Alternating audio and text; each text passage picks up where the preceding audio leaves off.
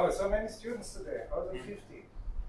It's also a TIF distribution on the lower end of the okay. So just a few words. There was one of the students, Eliel, this is you, asked me to do the lecture on the 14th, right? This was you. No. So it was another Eliel? I'm not good in names here. My lecture is supposed to be iCraft. iGraph, yes, but Yeah. I didn't ask to move it. No, you switched. You wanted to present on the 14th of May, right? If I remember correctly, it wasn't 14th. No, it wasn't, but you wanted to I switch. didn't say anything about it. No, but didn't you I sent you an email asking about what am I supposed to present, but I didn't ask you to move it. Uh-huh.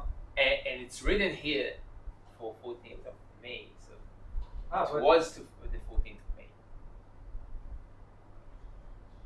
Maybe you changed something else? no, but didn't you write me that you had some exam? No. I wrote you about that. But you're not doing about the iCraft. So I am. I'm doing on the 4th of June now. So you're Koshker. you're doing the Koch curve. Yeah. So you wanted to switch to. Yeah. Okay. So you wanted to switch to a later date because you could not on the 14th. Yes. Now I understand. Good. But however, it messes up the schedule that I originally presented, and I need to adjust a little bit. And I just wanted to update you on this. Today, of course, we have Shir and Amit talking. Then next time we meet after, you must know it, even a week later or 2 weeks later, on the 14th.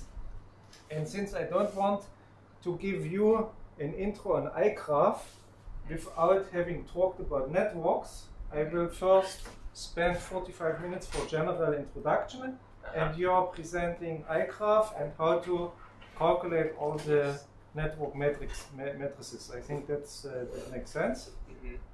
Then, Joseph, I put you on you were originally on the 14th, I think, and I would like you to speak about logistic maps on the 21st.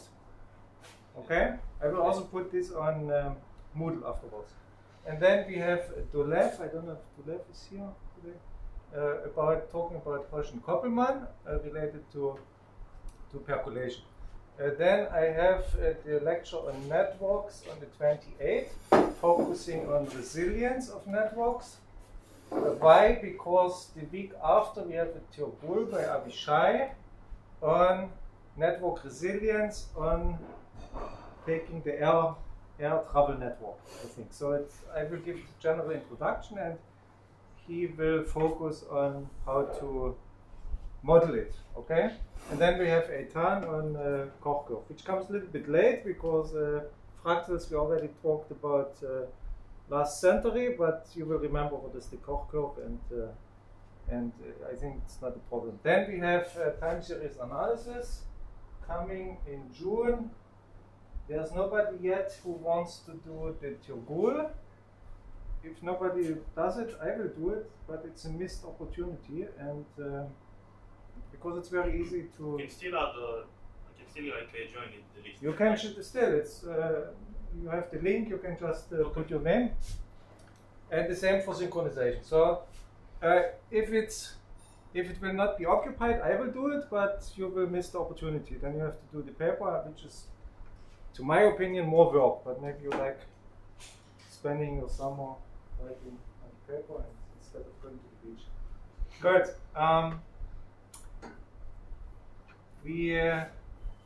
Before Pesach, we talked about, actually in our first lecture, we talked about power laws, right?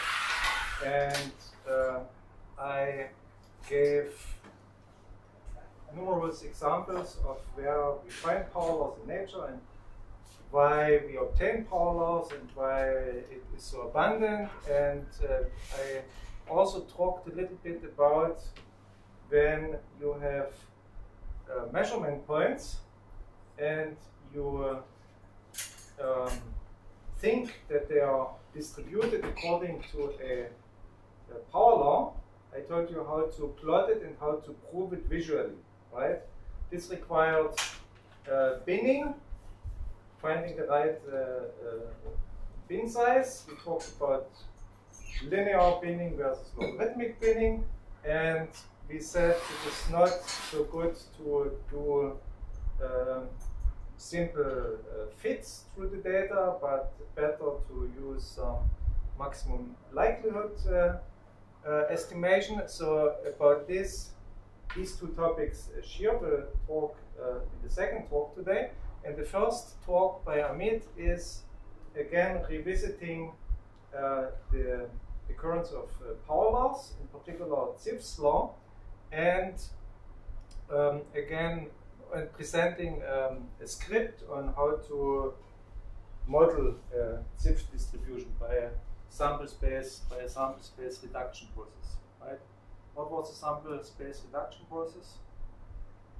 What is the most famous sample space reduction process? Just taking the word.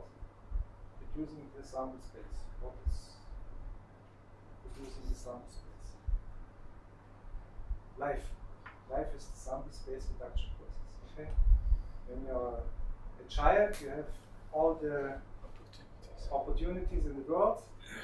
Once you're 80 years, 90, 120 years old, Shrat Hashem, then your sample space is very much reduced. What you can do as somebody who's over 100 years.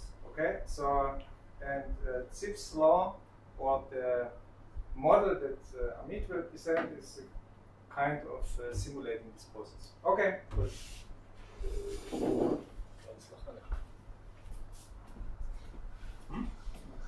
Said to him, good luck. Great luck.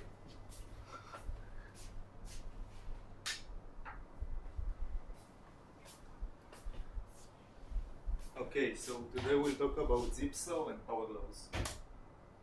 So a little bit of introduction.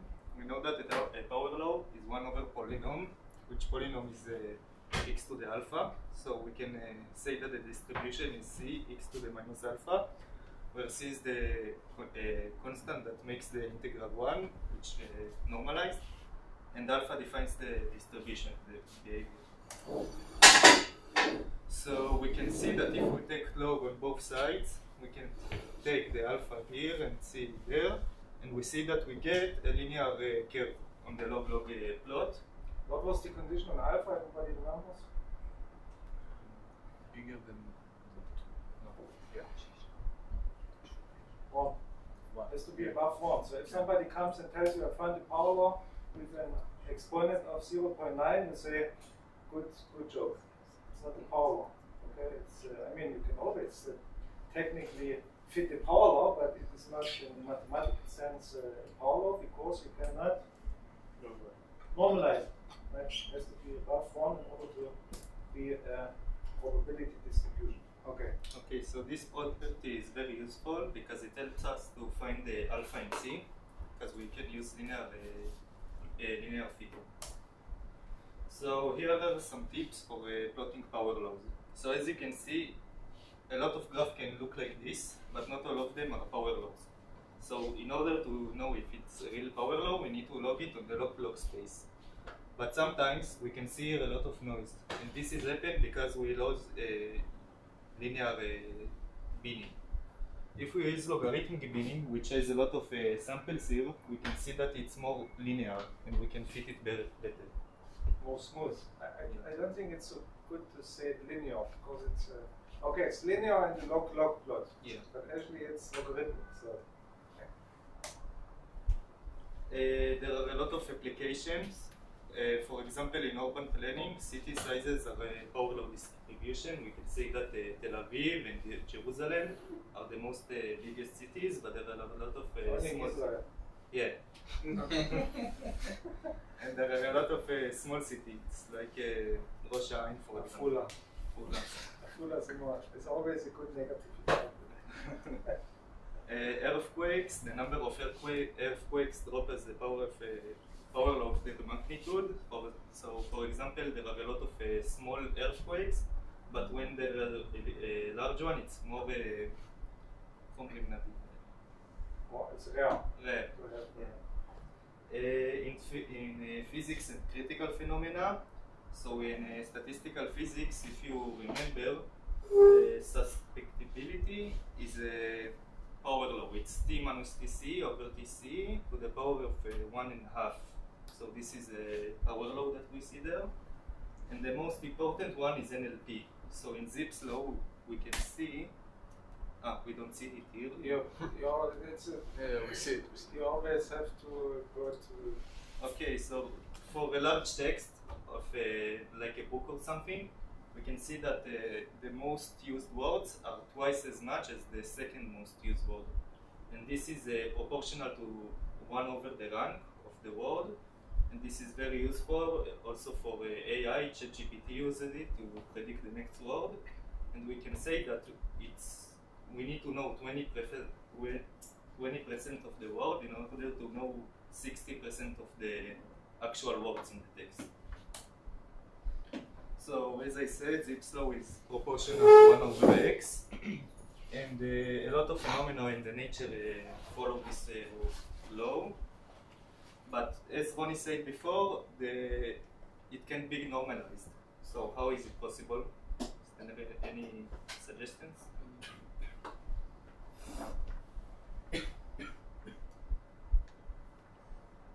What do you mean, like find the value of C? Yeah.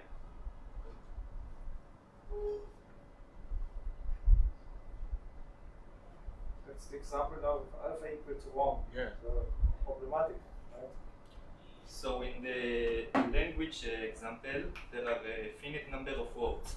So in order to fix this, we can say that it's not to infinite, it's not continuous, it's discrete, and we have a finite number of words. So it's discrete. Mathematically you cannot, but since it is a finite distribution, then you can. Yeah. So we have a finite sum and we can normalize this. So why a lot of laws in the nature follow this Zipf's law? So it happens when many small events coexist with the large ones, like in the earthquakes. There are a lot of small earthquakes, but there are also large ones. And there are no characteristic scale. Like in words, we can say that also in a small book and in a large book, we can see the same behavior. And also in statistical mechanics, equilibrium, thermodynamics, and complex systems. Okay, so for this... Are you going to talk also about the 80-20 rule? I talked about it.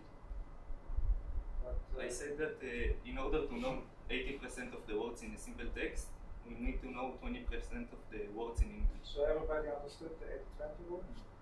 But it's even broader, right? So the 80-20 rule you find in business, for example. 80% of your profit in a business comes from 20% of your customers.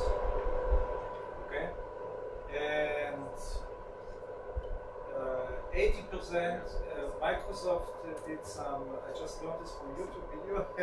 So Microsoft had some report a couple of years ago that 80% of their problems, system failures, were caused by 20% of the bugs and errors in their code. And yeah, so you have this 80-20 rule appearing a lot.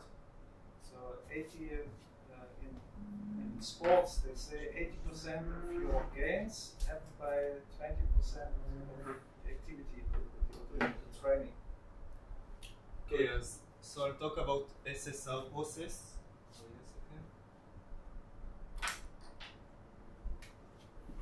SSR, we can say that a toy model for this is that we have n stairs, large n, and we have a ball which falls randomly on a simple stair, let's say I. So we have all the stairs below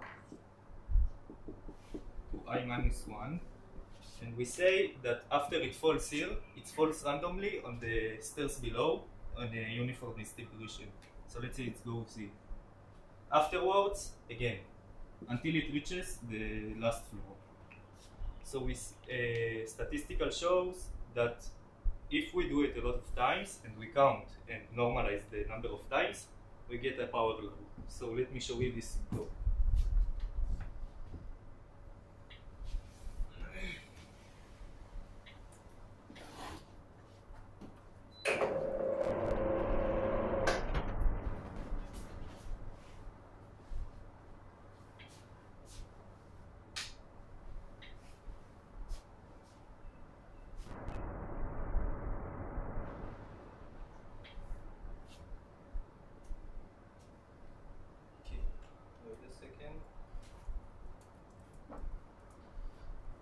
Somehow the screen Yeah. maybe you have to restart. From the TV.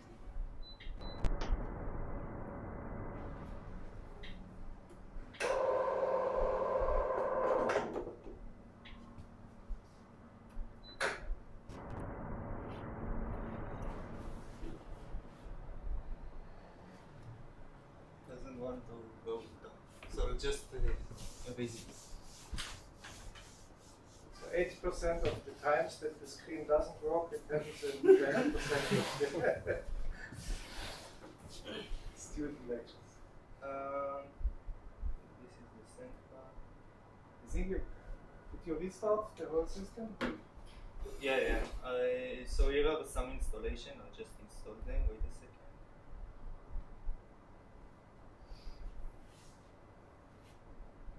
Okay, so let's review the code.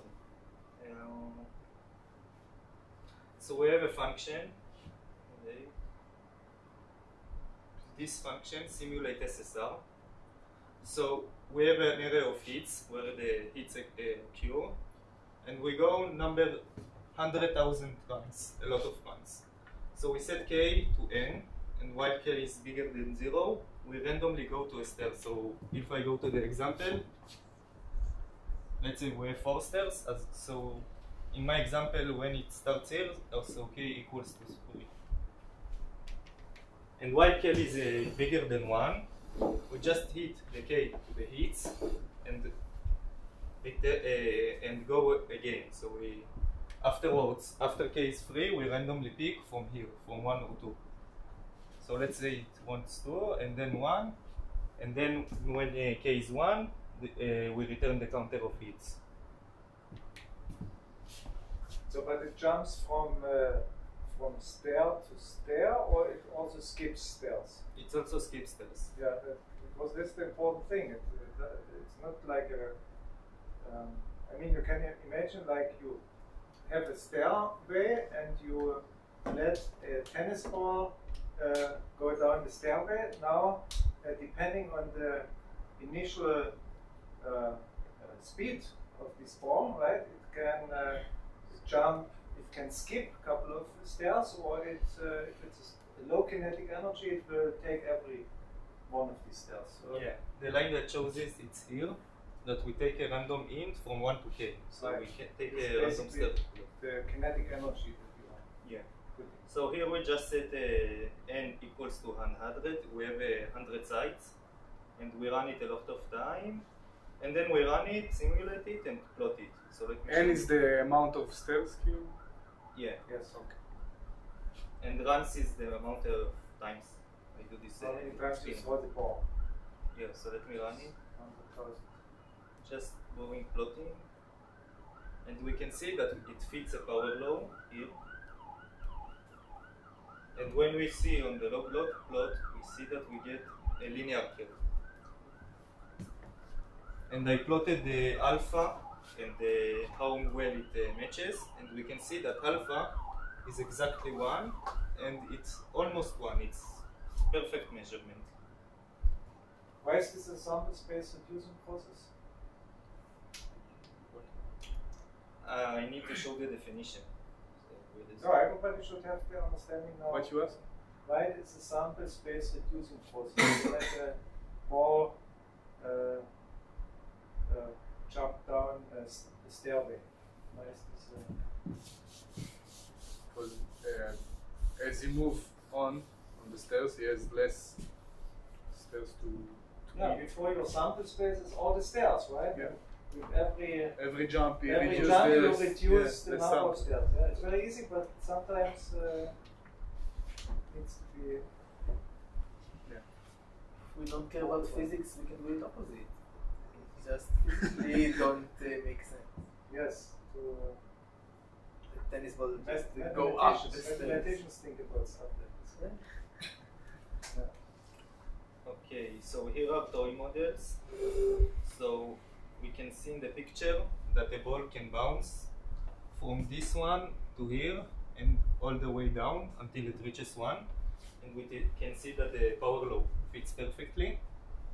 There is another model which is basically the same, which we start with k faces of cube. We roll a dice, and if it lands on a face number I, so we go to the ith cube and which has I faces, and then go again until we reach one coin, one face.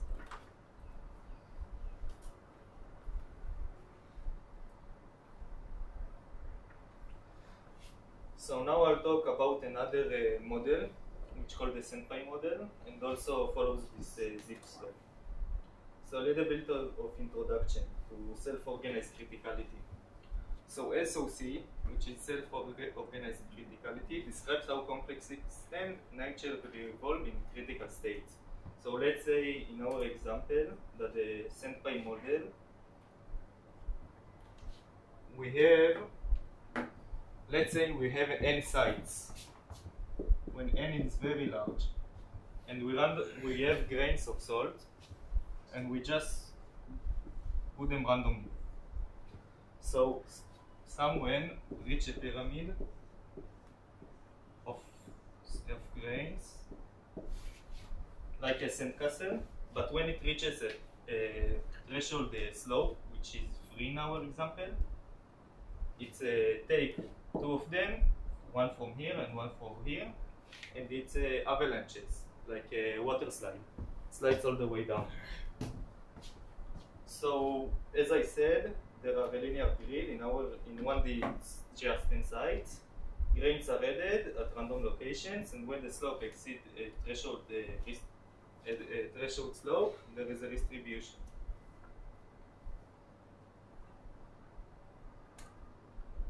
So here are the mathematical formulation. So the HI is the height of site I, and the local slope is the slope from HI to HI plus 1, the minus. So the critical condition happens when the slope is bigger than the critical slope, and when it happens, the HI reduces by 2, HI minus 1 increased by 1, and also HI plus 1 increased by 1. So the avalanche size is the number of times that we have the waterfall slide. So in our system we have 100 cells, the number of grains is 100,000, and the critical slope is 3. So let me show you in code how it happens. But this is a 1D or 2D model? 1D model. 1D. So it's basically again a stairway, so to say. Something like that, A but stairway where you have for the 2 directions. yeah, where you change the height of the stairway. This is when you put some grains inside, you increase the height of the stairs, and when you reach a critical slope, it collapses. Yeah. So let me show you in code how it happens. So we have a simulate senpai function, which is the size of, in this example, 200. The heights of the pyramid are 0 at initial. The avalanches, we don't have any. So we go on the number of grains. Each time we randomly pick a site and put a grain on there. So drop site is random from 1 to size. Heights plus equals 1, which means that we add a grain to the site.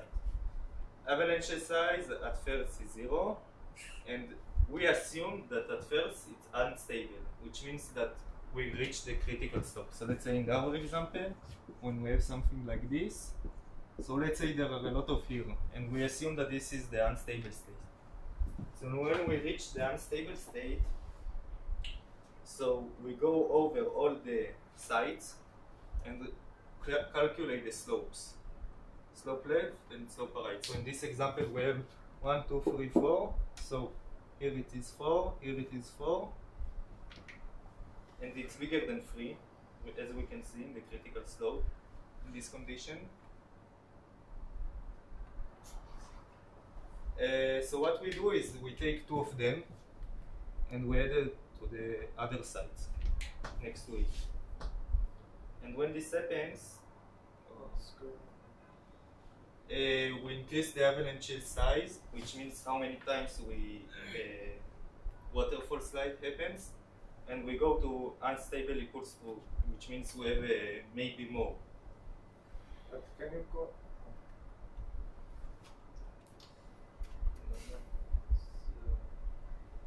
Can you go up? So you set the unstable equal to in the beginning, then you set it false. Okay, you do your calculation, and then we assume at first that it's true, that it's not unstable, and then we set it to false and check if it's actually unstable. If it is, maybe it will be again unstable. So we set it true and it's go to the y. And if you just plot there your critical slope, how would it look like? So in this example, the critical slope is something like this. I set it to 3 and here is 4. Where did you set the critical slope? Can you show me again? Yeah.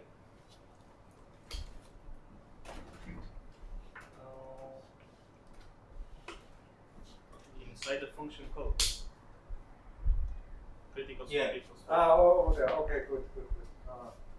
Good. And then above. Yes. Okay.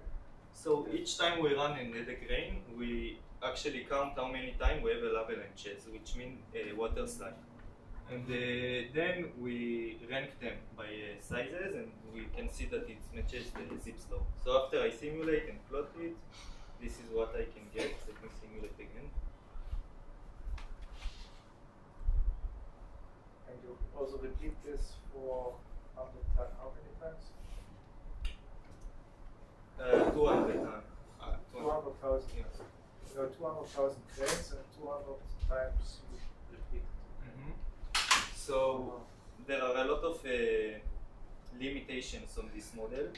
One of them is that it's one dimension. The other one is that in real life it's not that simple, it's more complex.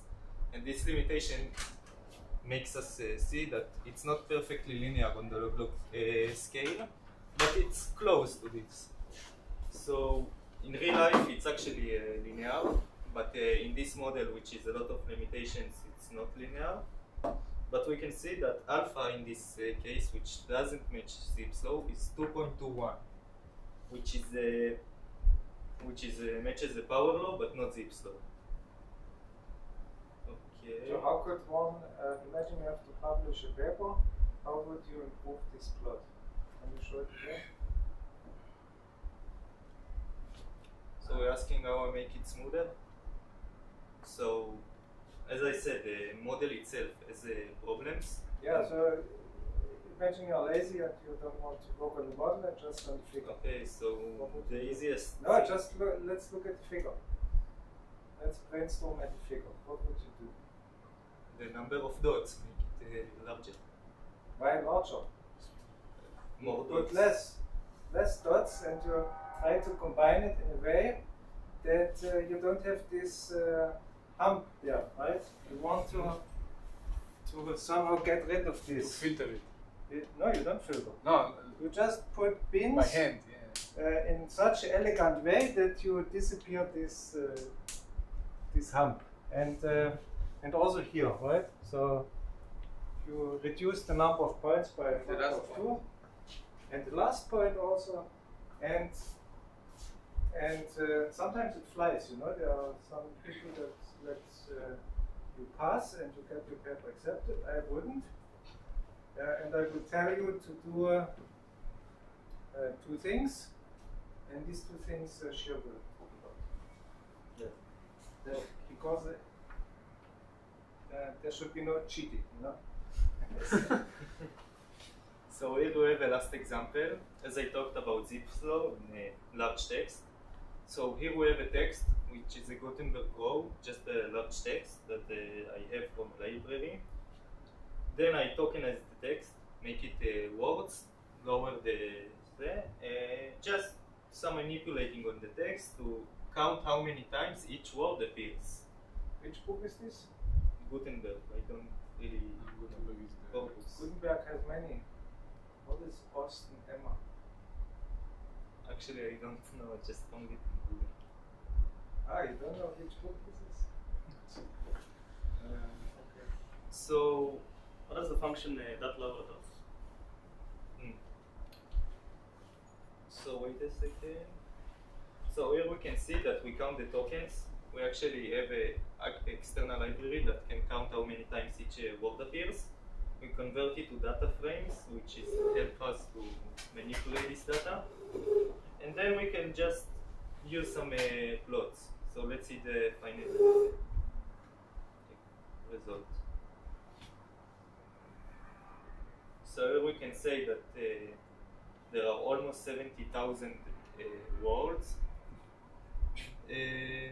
The estimated power law exponent is 1.24, which is close enough to 1. If we have a larger text, it will be 1. We can see on the linear plot that it actually looks like a power law. So let's look on the log space. So here the blue dots are the text, and the red line is the fitted line. And we can see that it's not exactly linear, but it looks almost linear. The main problem is in this area, that we have a lot of words. So if we look after a bigger text, we will see that it's almost linear. Okay. Okay, and I think that is it. Is there questions? Can you show again the distribution? This one? No, no, this one.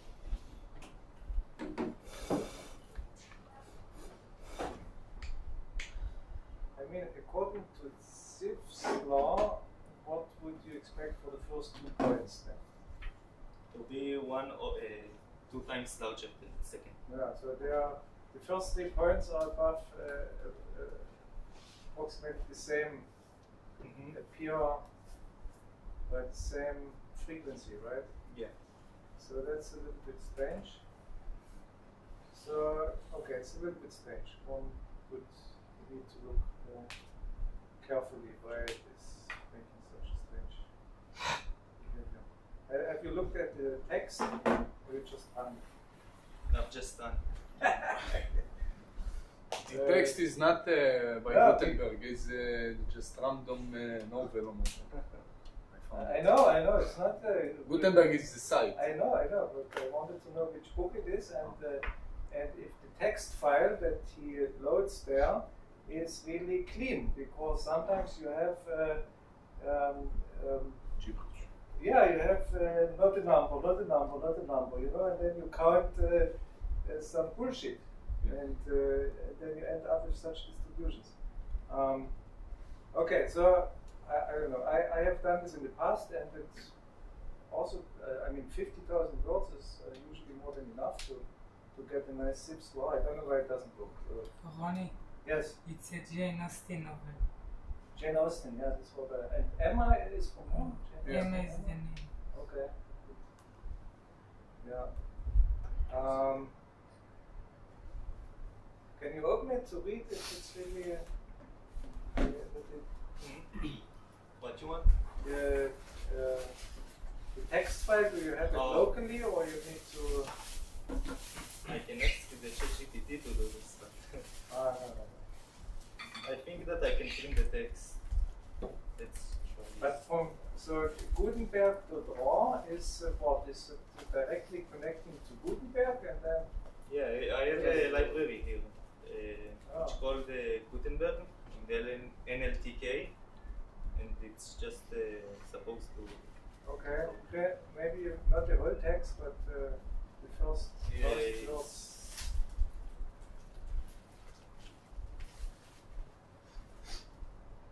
Okay, this is not everything. A lot of text. Yeah. Good, let's stop there and just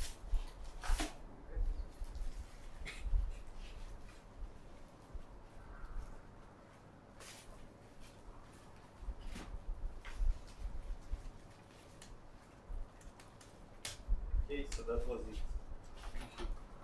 so maybe you do you really count the words or maybe you count also the Maybe it counts like the punctuation of some also other the stuff. punctuation. Could, Yeah. The tokenize should fix this. Here, Yes? the word tokenize. Yeah. Okay, but I still don't believe it, but okay. It's, yeah. Any questions? No. Good, we will put this on Moodle for you to use later in your homework assignments. Yeah, the final project assignments. This is your and everybody will shop now. And you're doing the support, right? If somebody doesn't manage, you will. Yeah. You will hug him. Good. Okay. Thank you. Thank you.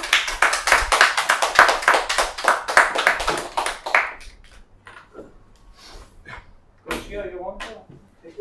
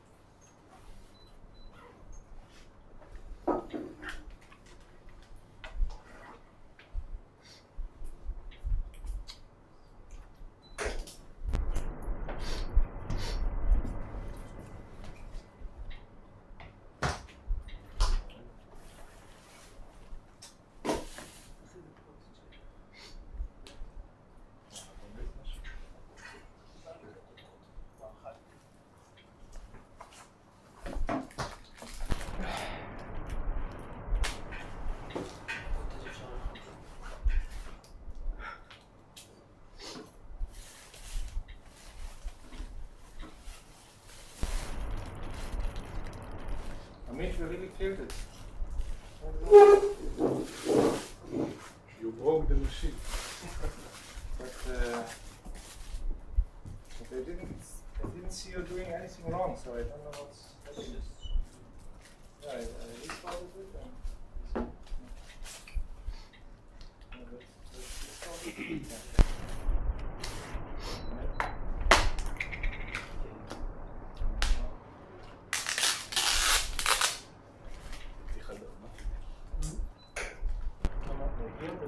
Yeah, it should be down.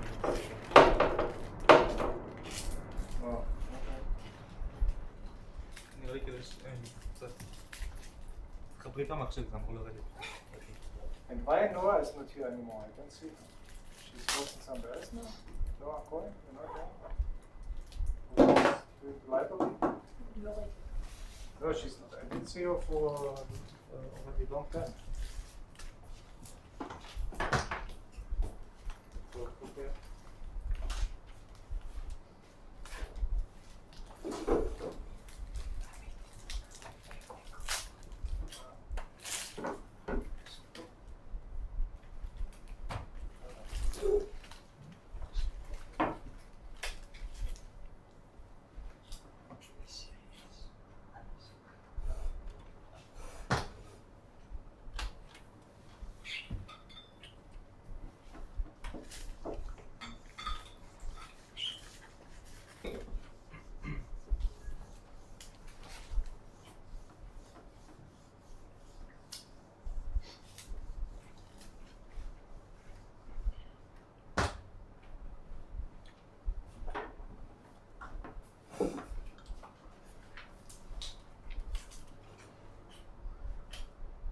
So Shir, you can manage like this without Masach. Okay. Yeah.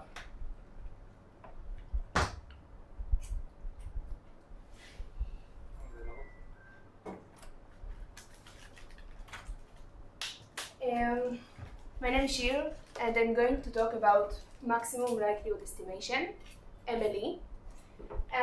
Before I start explaining, Yeah, it doesn't work.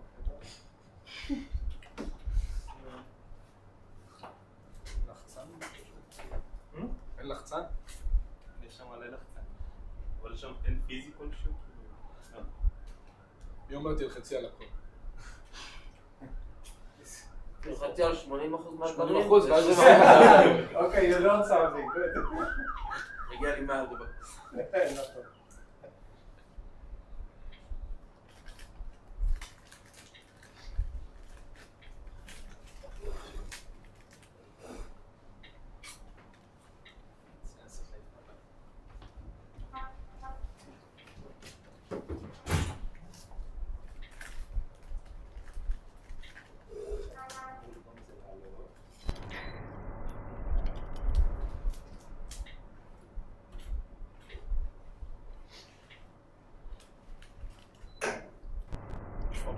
Wants to Stop.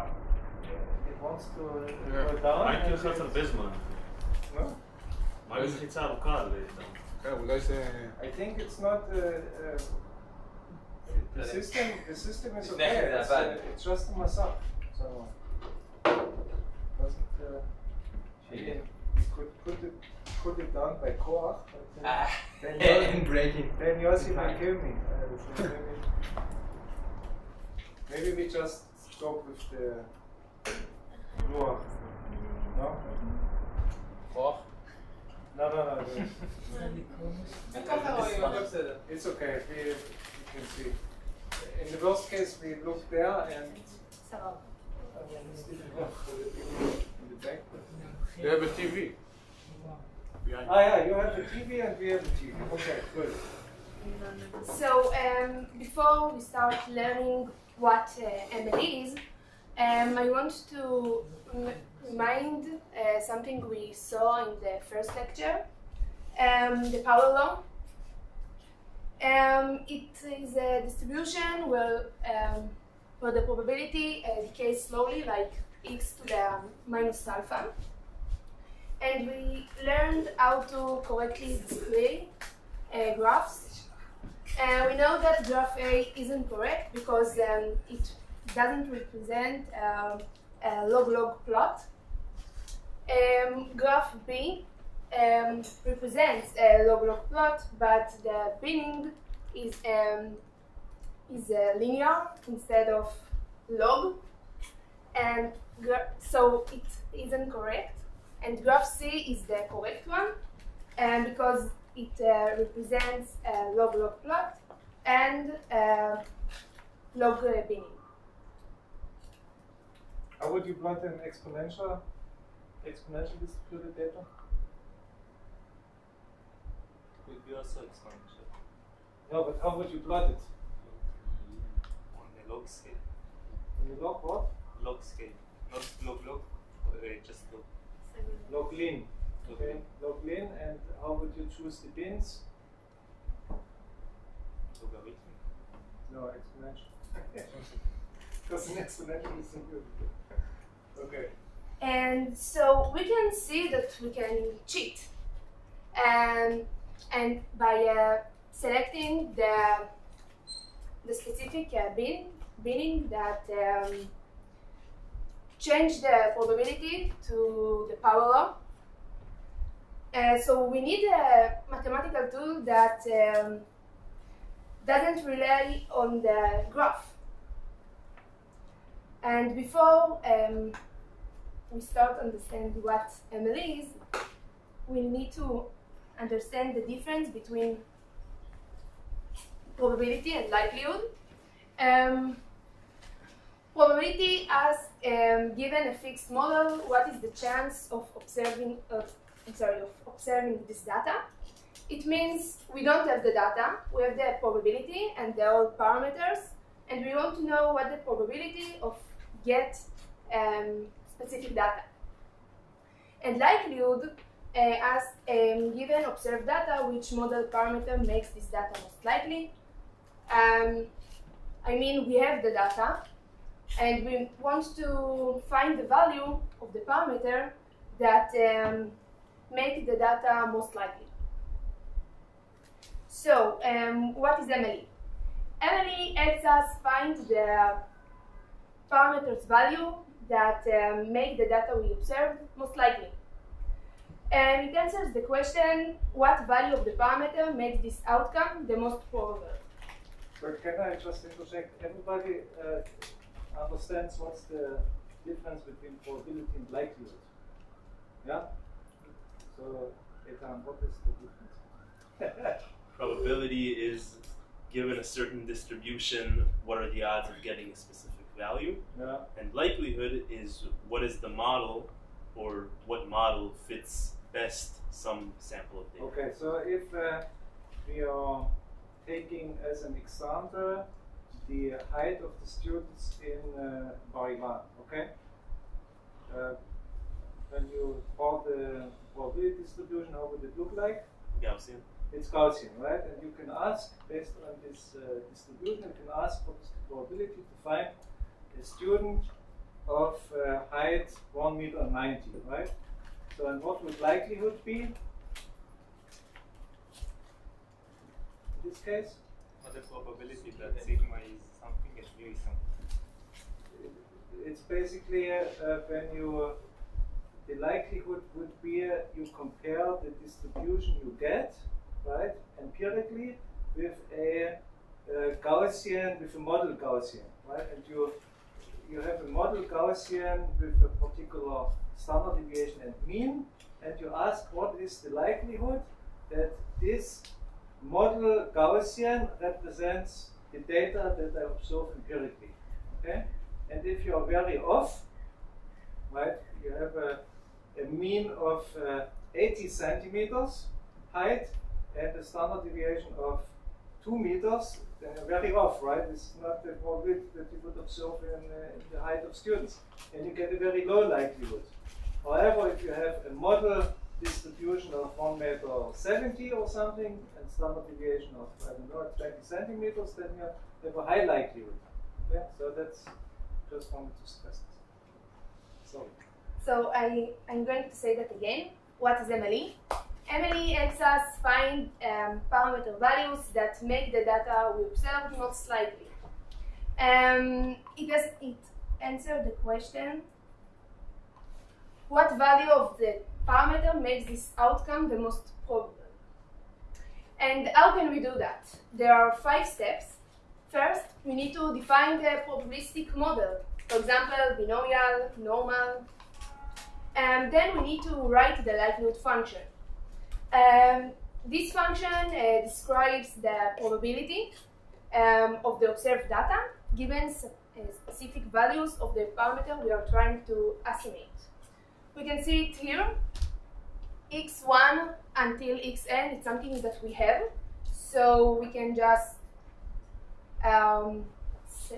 substitute the values.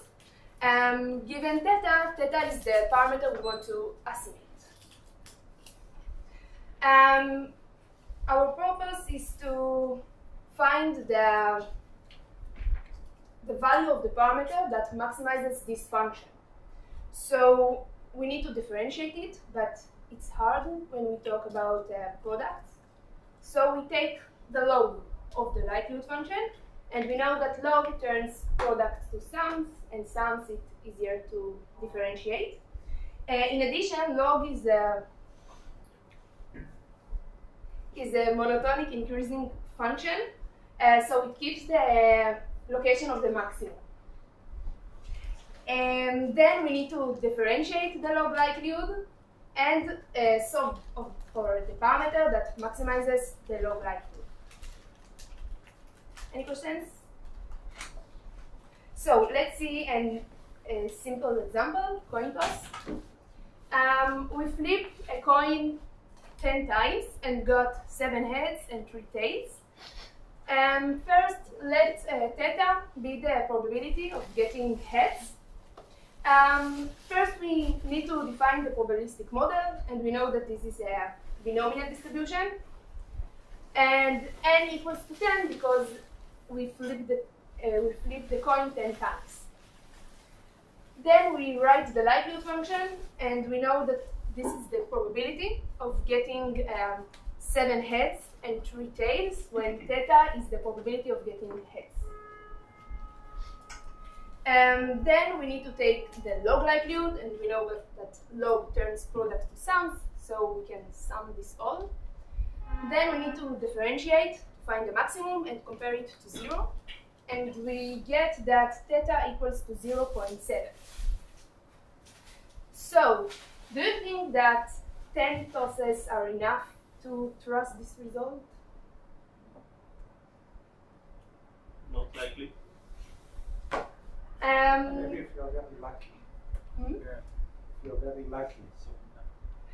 So, let's some important points. Emily is not about truth. It's about best guesses. If we only saw 10 tosses, we cannot be sure whether the coin is fair or not. Emily just says, given the data, 0.7 makes the most sense right now. And more data means better estimation. If you flip 1,000 times and get 500 heads, Emily will say 0.5. And another point that can help us later, this is a constant. It doesn't depend on theta, so we can ignore it because it disappears when we differentiate the function. I wrote the Python code that I wrote the log likelihood function as we found, and found the maximum, and we get that the maximum is 0.7 as we found. So let's summarize the formulas. So that's a very strange coin, right? If you think about it. Because you would have 0.5. But we flipped only 10 times. Oh, okay.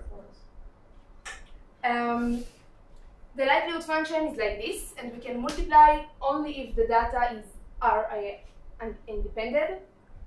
Then we need to take log. We know log turns product to sums. And then we need to take the argmax. Argmax gives us the value of the parameter that maximizes the function and not the maximum itself. And let's see another example for a Poisson distribution. This is the probability density function for a Poisson distribution, and we have n samples that they are independent and identically distributed, and we want to find the Emily estimation of the parameter lambda. So first we need to define the probabilistic model, and we know that this is a Poisson distribution. Then we want to write the likelihood function, and we can multiply because it's independent. And we know that this is a constant, so we can take it out and raise it to the n. Now we're taking the log likelihood, and we know that log turns products to sums. And we get this. Now we need to differentiate it and compare it to 0.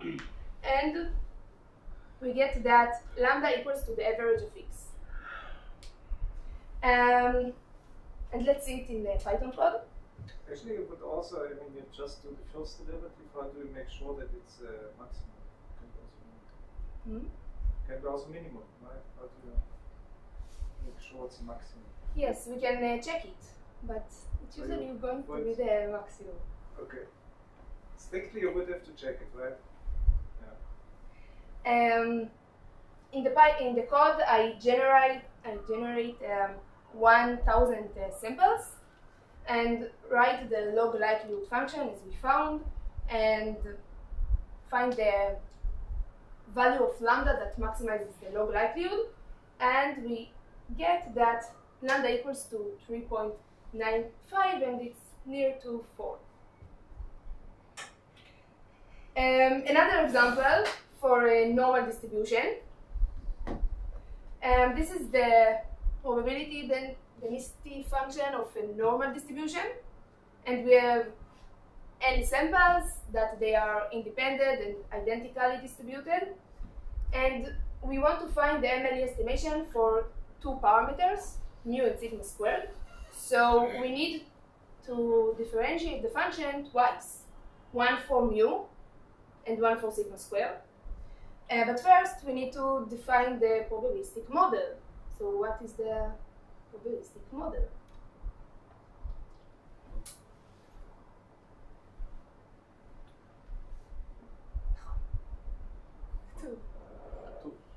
והוא?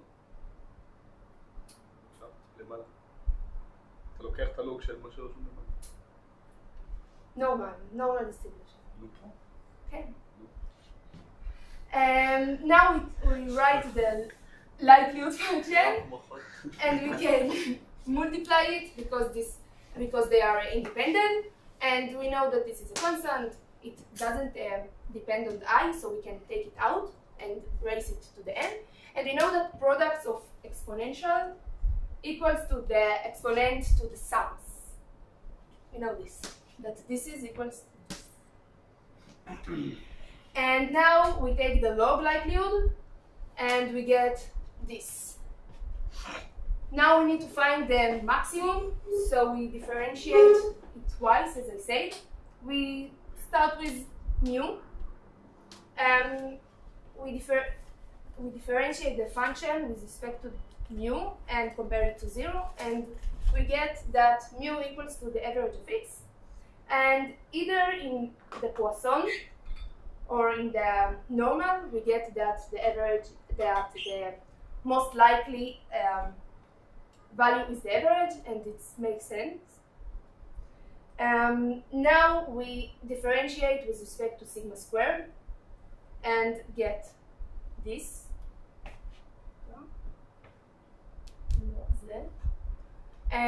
We compare it to 0 and we get that sigma squared equals to this. And let's see it in the Python code when mu equals to 5 and sigma squared equals to 4.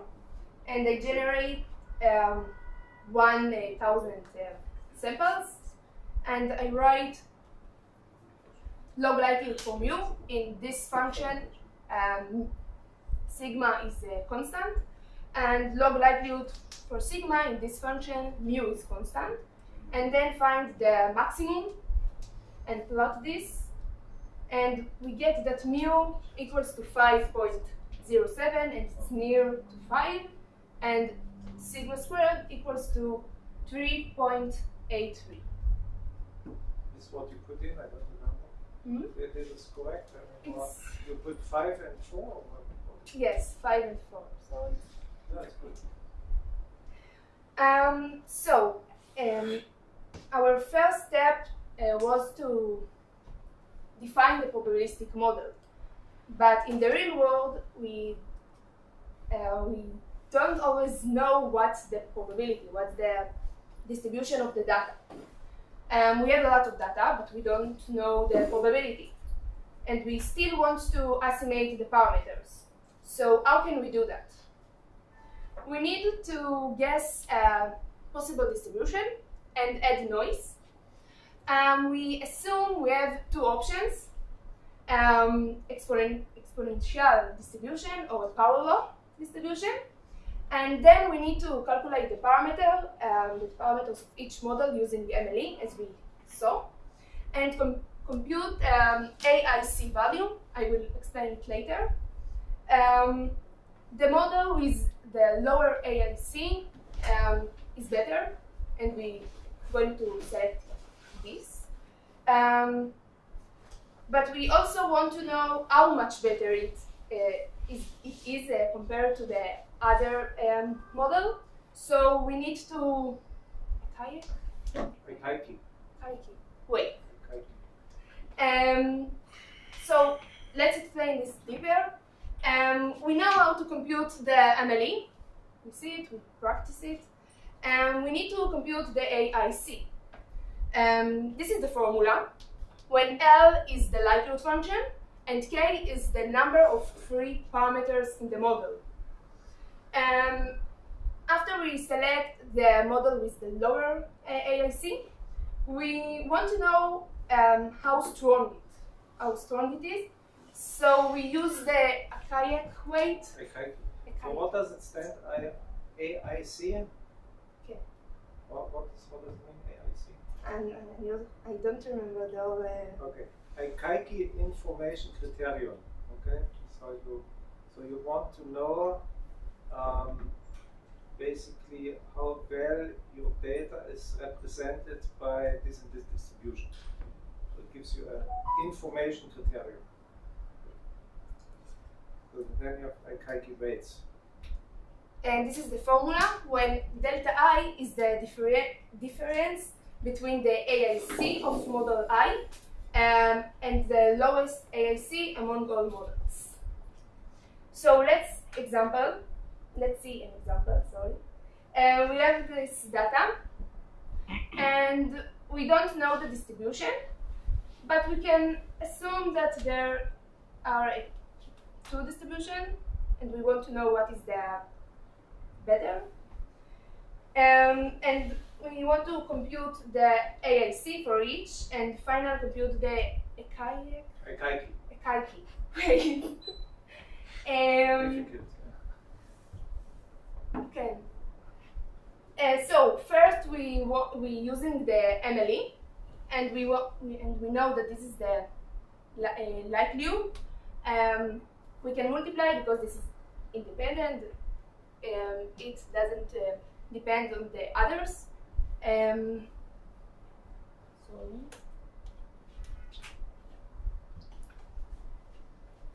And this is a constant, so we can take it out and raise it to 5 because we have 5 samples, and we know that product of exponential equals to the exponent to the sums, and we get this after I substitute the values.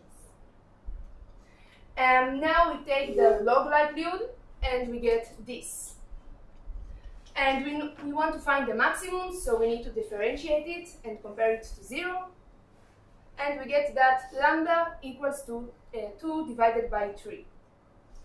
And now we want to do the same for the power law model.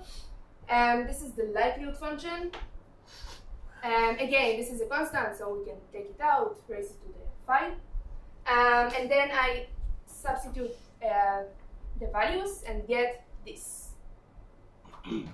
Now we need to take the log likelihood and we get this. We need to find the maximum, so we need to differentiate the function and compare it to 0, and we get that alpha equals to 2.799. So that's interesting, right? I mean, I want you to appreciate this. You have 5 numbers and you don't know what distribution they follow. If you assume they are exponentially distributed, then your exponent in the exponential distribution would be 2/3, right? 2/3? Okay, 2/3. If you assume they are polar distributed, then the exponent would be 2.8. So what is now correct, right? So, yeah, now you come in. To check what is the correct one, we need to calculate the AIC for each model. First we found the log likelihood for each model, and we found it. And we know that there is only one free parameter, lambda or alpha, so k equals to 1. And we calculated that lambda equals to 2 divided by 3. And we get that AIC for the exponential equals to 19.055. And for power law, we get that it equals to 9.456. So AIC for the power law is smaller than the AIC for exponential. So we select the power law, but we want to know how much is better than the exponential. So we need to use this formula, and we need to calculate the lambda I for each model, and we get that for the exponential distribution it equals to 6.599. This is the AIC for the exponential model, and this is the minimum of the AIC. And for the power law distribution, it equals to 0 because the minimum AIC equals to the AIC of the power law. And now we substitute this to the formula, and we get that for the exponential distribution it equals to 0.0355, and for power law it equals to 0.9644. And we can see that for the power law it is Closer. more closer, okay, closer to 1. Much closer. Yeah, much closer. Also, this is simplified. Okay, what would be your criticism on this? I mean, she calculated correctly the Akaike weights as she proposed, but now her statement is that the 5 data points she mentioned at the beginning are power law distributed, right? What would be your criticism? Low sample? No. No. What would be? Maybe it's another distribution? No, it's just 5 data points. Yeah. What is your error? You have to calculate an error, right? How is your confidence? With what confidence can you tell? No, it's only 5 points. Only 5 points. So with what confidence could you tell? But I didn't tell you to do this, so I just wanted to. So you need think. to get more points. Actually, this you have to take. You would have to take many samples from the same distribution, right? Another 5 points, another 5 points, another Different 5 points. Different points. You just randomly sample from the distribution, and you would do all this business, and then you calculate the error. that you're doing. But it's too much. Then just okay. But that gives the idea. Yes. In the Python code, I just calculate the delta for each model and the Kaike weight, and get Nice name, no? It's nice. and get that to the power law is higher than the exponential, so the power law is the correct one. Good. So this code will also be on Moodle, and from now on, everybody with power laws needs to do MLE and report Akaike weights. I don't want to see any more just plotting it log, even with log binning, and do some polyfit by ChatGPT. That's not enough, okay? You need to do MLE and tell me Akaike weights. Otherwise, 0. Okay, not 0, but repeat. 50. Good, תודה רבה. Thank you. I saw that you put gates. Yes.